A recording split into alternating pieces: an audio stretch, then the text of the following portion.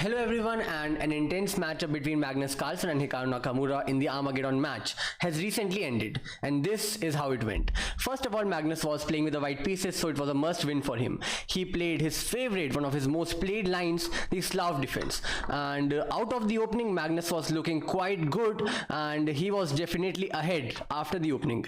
After this came a really brilliant move, literally brilliant move from Magnus Carlsen when he played on move number 13, knight takes c3. If you look at it from a far side, it looks like a big blunder, because why not can Hikaru simply capture it? But you will see the threat is the move knight to c4, and this is literally unstoppable. You might think, what if the queen simply moves?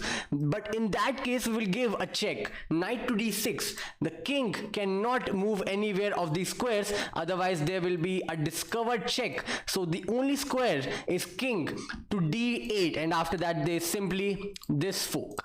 Okay, this is why Hikaru, rather than capturing, went for a short castle. After that, Magnus Carlsen simply takes this bishop, trades another bishop, and simply gets his knight out of the danger. Let's see what happens next. So obviously out of the opening, Magnus Carlsen was ahead as he was up a pawn, and after a few moves as well, if you will see the current position, Magnus Carlsen, although he has a pawn advantage, but he has a knight for a bishop, which was compensating in that place.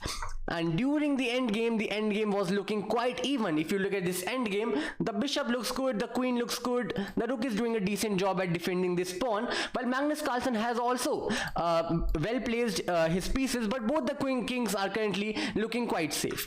After this, a few exchanges happen more, and the main game-changing moment came on move number 36, where Hikaru Nakamura goes for a check on h3. This might look a good move, but the issue in this move is Magnus Carlsen's king can simply escape, and the Hikaru's king, which was being defended very well by the queen, is now in a big danger. And here comes the king walk from Magnus Carlsen. After this, the queen, which was earlier defending this bishop, the main objective of the bishop was maybe giving a check firstly here from the queen, and then maybe giving a check here from the bishop. The bishop has come here, and as the queen on the last move came to h2, Magnus firstly gives a check. The basic idea was that Magnus this pawn is pinned, and maybe Magnus can give a check and simply grab the queen, and avoiding that, Magnus plays queen to e5 and reroutes and changes the order of the moves and simply captures this bishop.